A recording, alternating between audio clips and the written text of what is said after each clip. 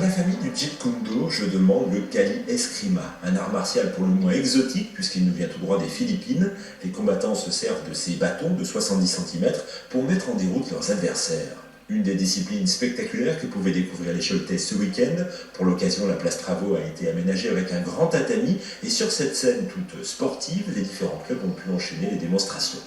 Les combattants de la Jeune France ont donc ouvert cet après-midi sportive avec le Jeet Kune Do, un art martial avec une panoplie de coups assez impressionnante, et si leur mouvement vous semble tout droit sorti d'un film de Kung Fu, ce n'est pas sans raison. En fait, c'est Bruce Lee qui a inventé ça dans les années, fin des années 60. Il a en fait mixé plusieurs styles qu'il a étudiés.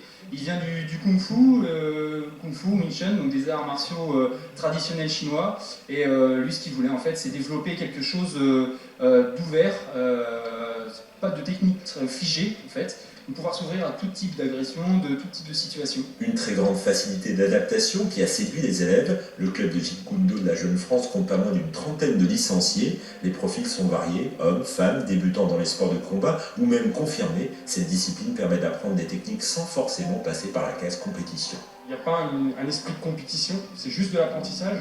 Donc il n'y a pas cet esprit de vouloir être le plus fort, de casser tout le monde, de blesser.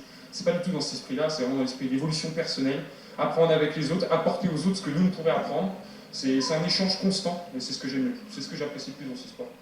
Alors moi, oui, ma spécialité, moi c'est la capoeira, parce que le Jeet Kune Do, ça fait 2 mois que j'en fais, donc c'est vrai que c'est encore un petit peu frais pour moi, mais c'est vrai que de travailler les exercices au sol comme on fait là en Silat, ça ressemble un petit peu à la capoeira, donc en fait je pense que je vais pouvoir rapidement associer les deux et faire ma propre sauce. Voilà.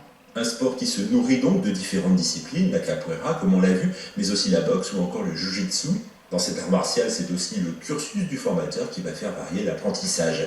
Et dans cette discipline, on accepte les débutants à partir de 15 ans, même si l'on n'a pas forcément de passif dans les sports de combat. Il ne faut pas un passé martial obligatoire, il ne faut pas non plus une souplesse phénoménale ou une puissance physique. Non, tout s'acquiert pendant les cours. On développe la condition physique, la souplesse et puis la dextérité. Ça fait vraiment travailler une grosse partie de soi-même en fait.